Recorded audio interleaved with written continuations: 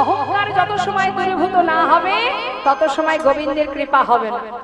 দেখবেন মা, কেউ যদি একটু দান করে তার মধ্যে অহংকার হয়, হয় না? কেউ যদি মনে করুন এই যে সুন্দর হরিবাসর, এই হরিবাসরে যার টাকা পয়সা আছে সে হয়তো অনেক টাকা দান করেছে, সবার ক্ষেত্রে নয়, সবার মন তেমন নয়। কিছু কিছু মানুষ আছে তারা যদি মনে করে যে আমি 10,000, 20,000 কি 50,000 টাকা ডোনেশন করব, করার পরে তার মধ্যে দেখবেন অহংকার আসে, আমি এত টাকা দিয়েছি, আমি যখনই যাব আমাকে বড় চেয়ারটা দেবে, আমাকে আমার নামটা বারবার মাইকে ঘোষণা করবে, আমাকে মাথায় করে রাখবে। এই যে অহংকার, এই অহংকার তোমার মধ্যে যখনই আসবে তখনই কিন্তু তোমার পতন অনিবার্য। কারণ তুমি জেনে রাখো, তুমি যেটা দান করছো সেটা কিন্তু তিনি দিয়েছিল তাই তুমি পেয়েছো। সবার তো দেয় না, সবাই পায়ও না।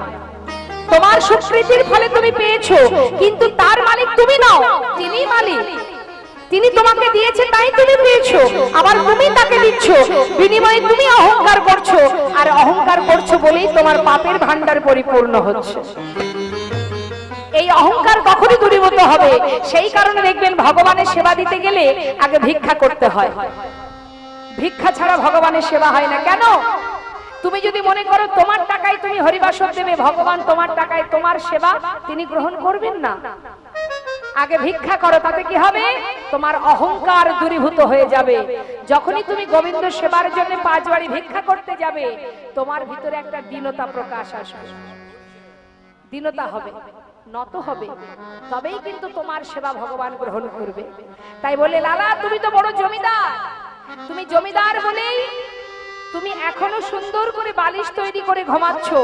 ভগবানের ভক্ত হওয়া অত সহজ নয়। সর্বস্ব পরিত্যাগ করো আর ভিক্ষার ঝুলি কাঁধে নিয়ে দাঁড়ে দাঁড়ে ভিক্ষা করো। সময় হলে তবে দীক্ষা দেবে। ঘুমকে আহ্বান করা যাবে না। জীবনে একটা দিন আসবে যেদিন মন চাইলেও আর চোখ খুলতে পারবো না।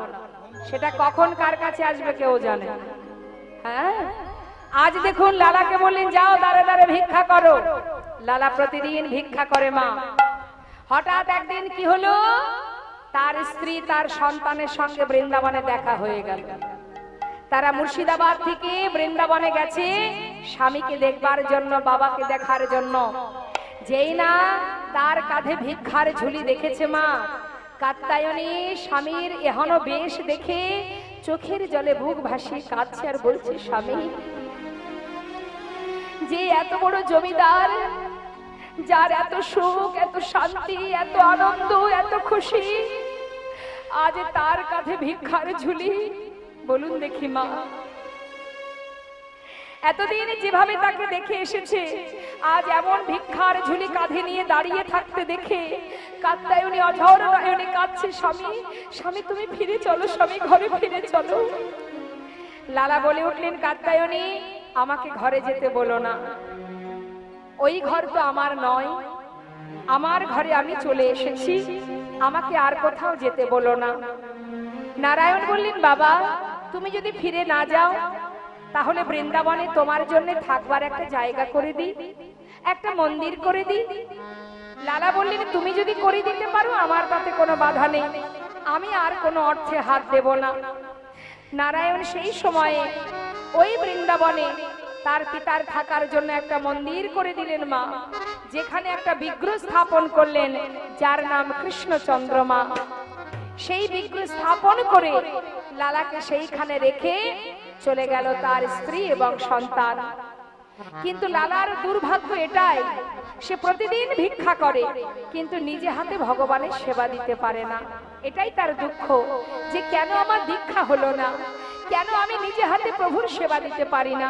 জেনে রাখবেন, যত সময় আপনার দীক্ষা না হবে আপনার হাতের জল পর্যন্ত ভগবান তো পড়ে থাক, একজন বৈষ্ণব গ্রহণ করবে না। তাই দীক্ষা শিক্ষা না হওয়া পর্যন্ত আপনার সর্ব শরীর শুদ্ধ হবে না, আর ভগবানের সেবার উপযুক্ত আপনি হবেন না।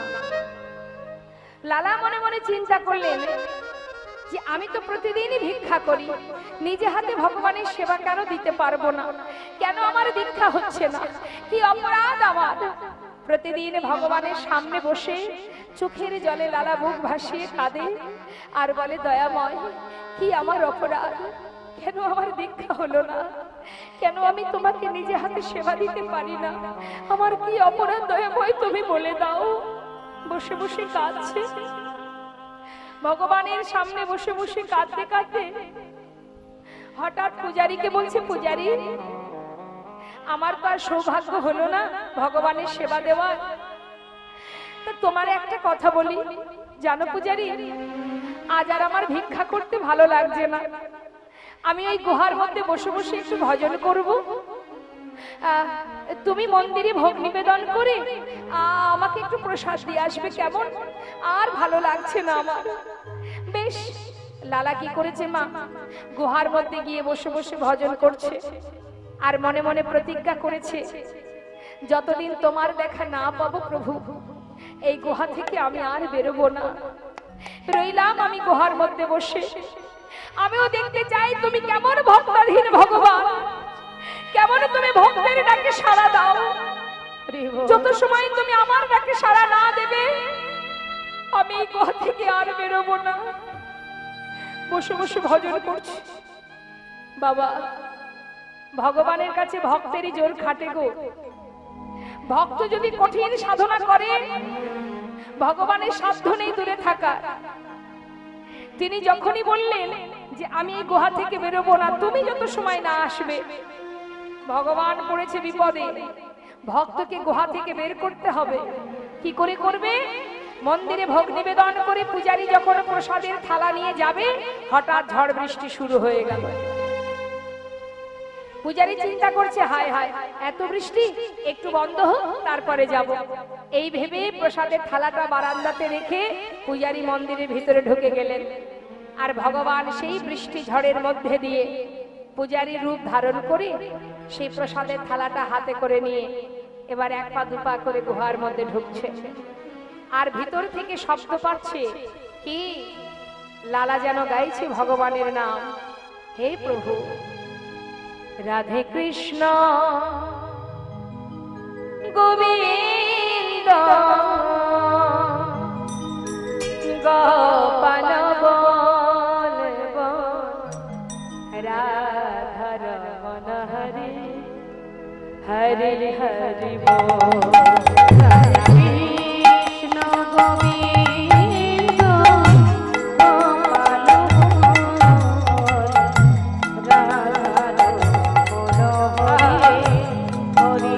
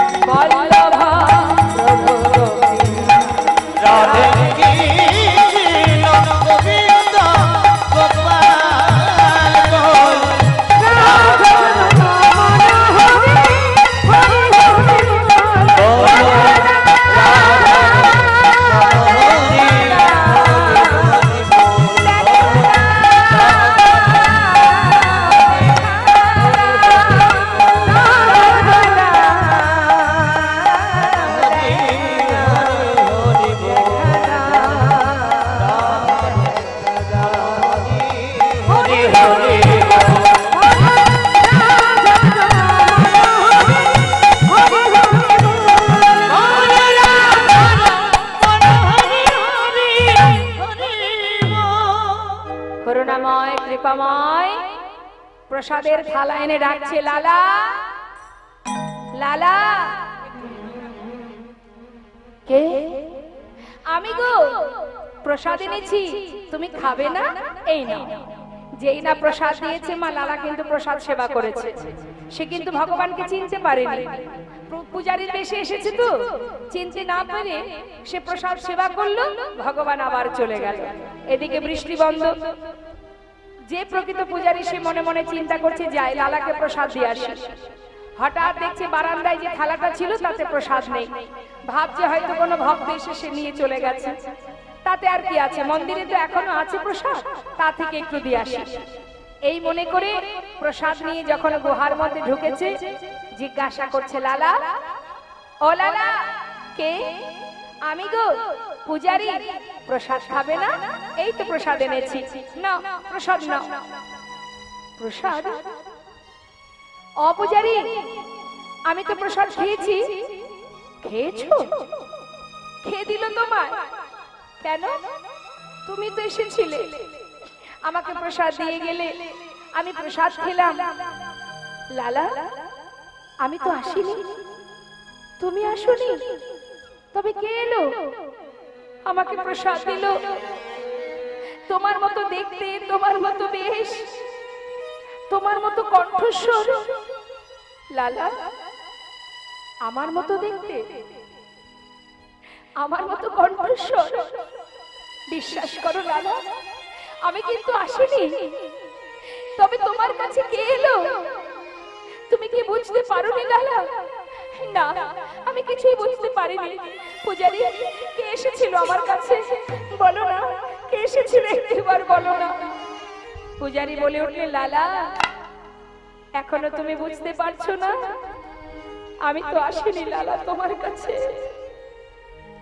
তবে তুমি যখন বুঝতে পারছো না, আমি আর কি বলবো বলো। মিছে কেন পুছো রে, আমার বলা কিছুই না। মিছে কেন পুছো রে, আমার বলা কিছুই না। যে যার মনে করার সবার অন্তরে সে যে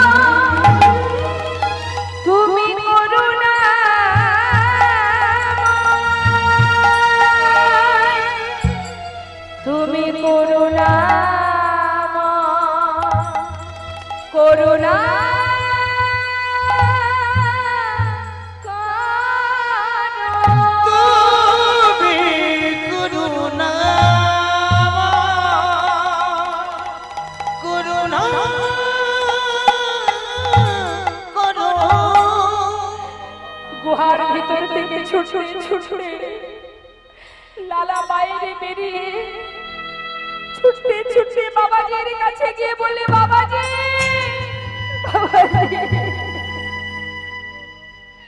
আমায় বলো বাবাজি, কি আমার অপরাধ, কেন আমি এখনো দীক্ষা পেলাম না?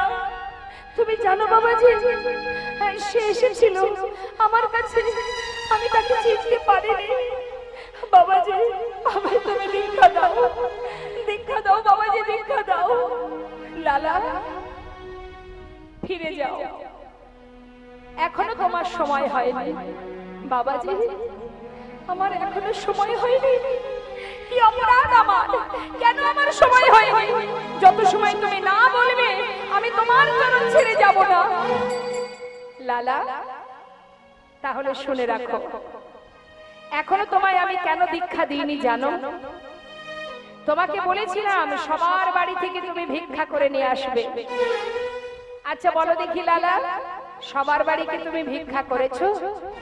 বাবাজি, আমি সবার বাড়িতেই ভিক্ষা করেছি, শুধু একজনের ঘরে আমি যাইনি, সে হলো জগৎ শেঠ। কেন যাওনি তার ঘরে? তাদের সঙ্গে আমাদের বহুদিনের একটা বিবাদ আছে। লালা, কেন বিবাদ? জমিদারির কারণে। যখন তুমি জমিদার ছিলে তখন তোমার দ্বন্দ্ব ছিল, এখন তো তুমি আর জমিদার নও, তাহলে দ্বন্দ্ব কেন থাকবে? যাও লালা, যার সঙ্গে তোমার দ্বন্দ্ব, যার সঙ্গে তোমার বিবাদ, তুমি তার ঘরে নত মস্তকে গলবস্ত্র হয়ে ভিক্ষা করে নিয়ে এসো। নিতাই গৌর হরি বল। ওই দেখুন মা, ওই একটা কারণেই তার কিন্তু দীক্ষা হচ্ছে না। কেন? এখনো যে তার মধ্যে অন্যের প্রতি ক্রোধ আছে, আর এই ক্রোধ আছে বলেই কিন্তু প্রভুর কৃপা হচ্ছে না। যার সঙ্গে তোমার শত্রুতা, তার বাড়িতে আগে যাবে। তাই জেনে রাখবেন, ভগবানের সেবা দিতে গেলে আপনার যদি কারোর সঙ্গে শত্রুতা থাকে, মাথা নত করে তার বাড়ি থেকে ভিক্ষা করে, তারপর তাকে নিমন্ত্রণ করে বাড়িতে আহ্বান করে তাকে রীতিমতো আপনার যেমন সেবা দেওয়ার নিয়ম সেবা দিতে হবে, তবেই আপনার সেবা সার্থক হবে। নিতাই গৌর হরি বল। অত সহজ নয়, ভক্ত বললেই ভক্ত হওয়া যায় না। এবার দেখুন, ভিক্ষার ঝুলি কাঁধে নিয়ে জগৎ শেঠের দ্বারে এসে দাঁড়ালেন। ভিক্ষা দেহি। যেই না বলেছে মা, জগৎ শেঠের সেই জমিদারির সদর দরজায় যে দাড়ি দাঁড়িয়ে আছে, সে দাড়ি কিন্তু লালাকে দেখে চিনতে পেরেছে যে এ তো মস্ত বড় জমিদার, আজ আমাদের দ্বারে এসে দাঁড়িয়েছে ভিক্ষা নেবে বলে। মতলব তো ভালো নয়। তাড়াতাড়ি করে কোনো কথা না বলে অনেক দামি দামি রত্ন একটা পাত্রে, একটা সুন্দর পাত্রে করে নিয়ে এসেছে জগৎ শেঠের লালার ভিক্ষা দেবে বলে। লালার কাছে যেই না সেই দাড়ি, ওই দামি দামি রত্নগুলো এনেছে মা, তখন লালা জিজ্ঞাসা করছে, দাড়ি এগুলো কেন এনেছো? কেন? তোমায় দান করব বলে। যে লালা বলে উঠলেন, তবে শোনো ও দাড়ি, তুমি যেগুলো এনেছো এগুলো আমি চাই না। আরো বলি শোনো, তুমি যে নিজে এসেছো আমায় ভিক্ষা দেবে বলে, আমি তো তোমার হাত থেকে ভিক্ষা নেব না। শোনো শোনো, এই যে ধন ঐশ্বর্য, এগুলো আমার দরকার নেই। আমি ধনের ভিখারি নয়, আমি ধনের ভিখারি নয়।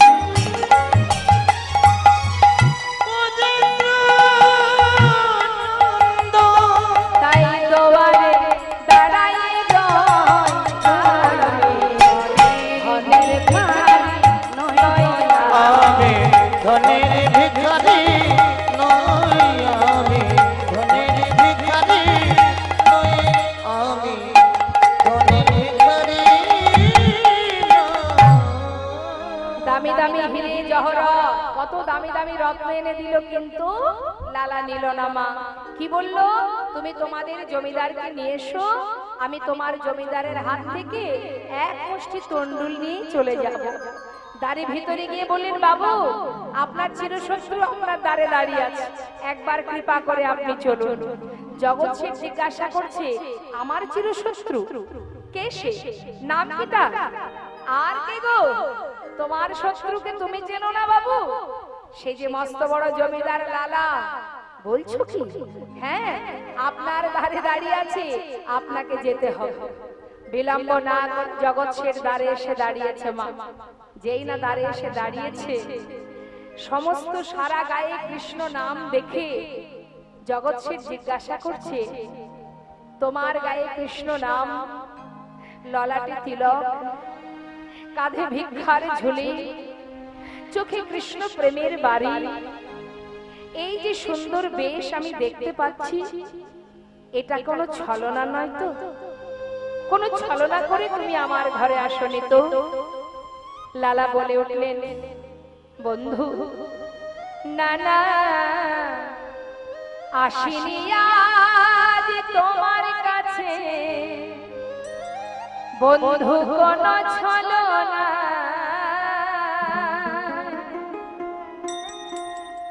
ওই ঘাটের মাঝি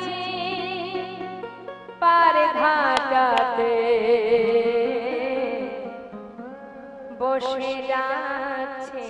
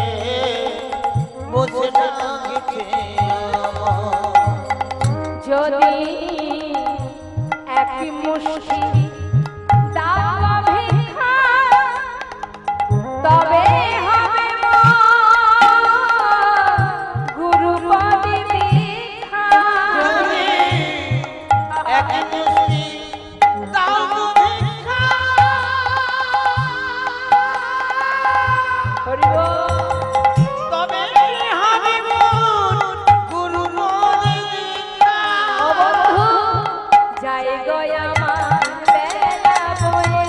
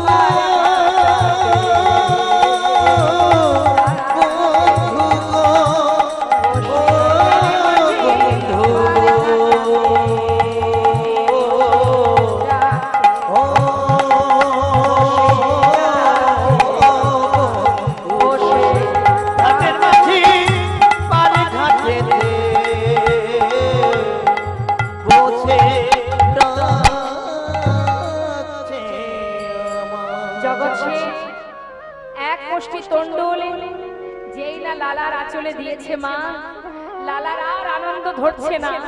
ওই এক মুষ্টি তন্ডুলের জন্য এতদিনের তার সমস্ত কর্ম বৃথা, এখনো তার দীক্ষা হয়নি।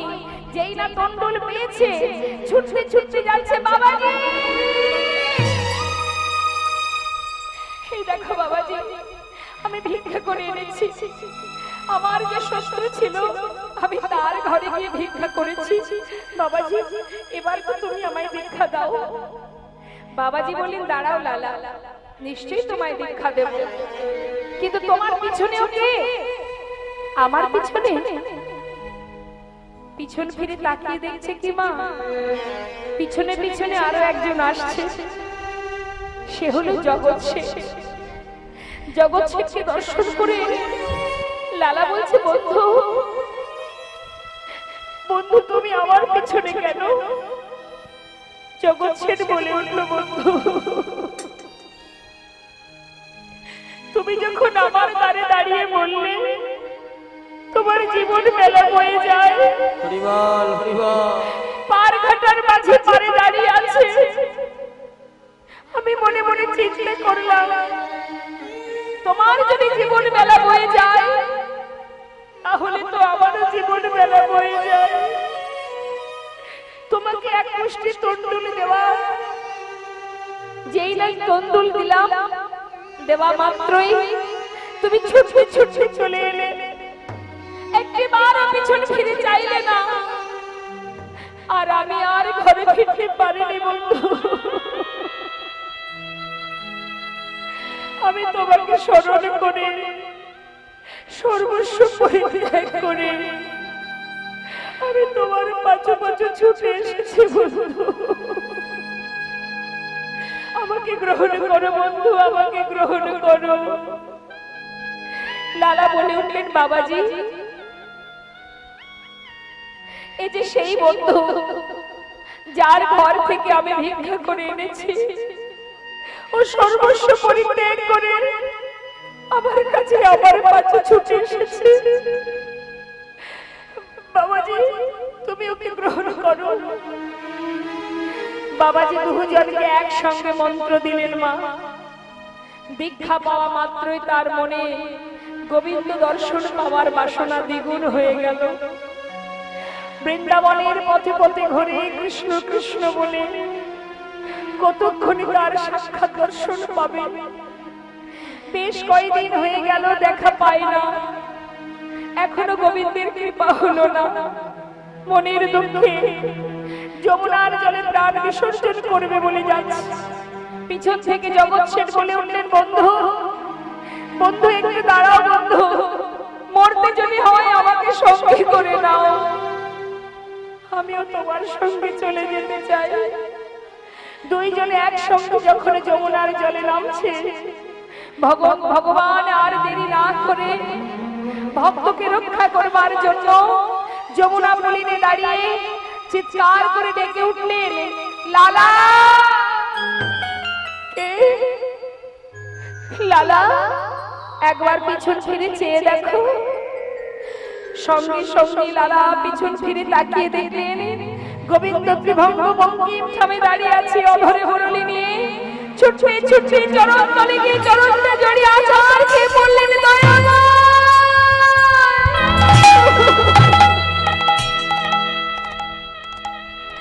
হে করুণাময়, আমি কি দেখছি প্রভু,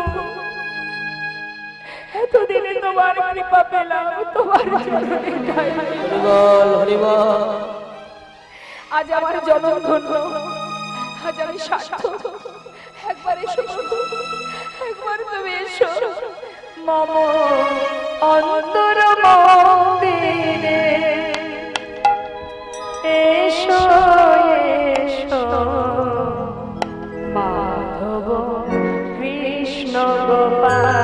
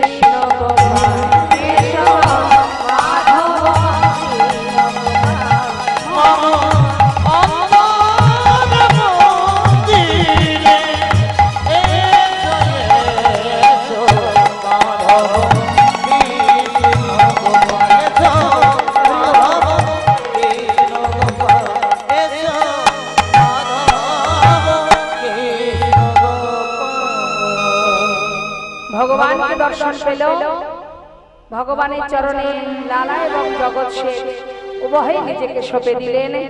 এখানেই ভক্ত আর ভগবানের লীলাকে আমরা বিশ্রাম রাখবো। সবাই আপনারা অধীর আগ্রহ নিয়ে ভগবানের লীলা আস্বাদন করলেন। ভগবানের কাছে এটাই আমাদের প্রার্থনা, আমাদের কামনা, আপনাদের প্রতি কৃষ্ণ ভক্তি বর্ষণ হোক, আপনারা গোবিন্দ কৃপা লাভ করুন, গোবিন্দ আপনাদের কৃপা বর্ষণ করুন। আসুন আমরা সবাই দর্শন করব। ভক্ত আর ভগবানের মিলন হইল,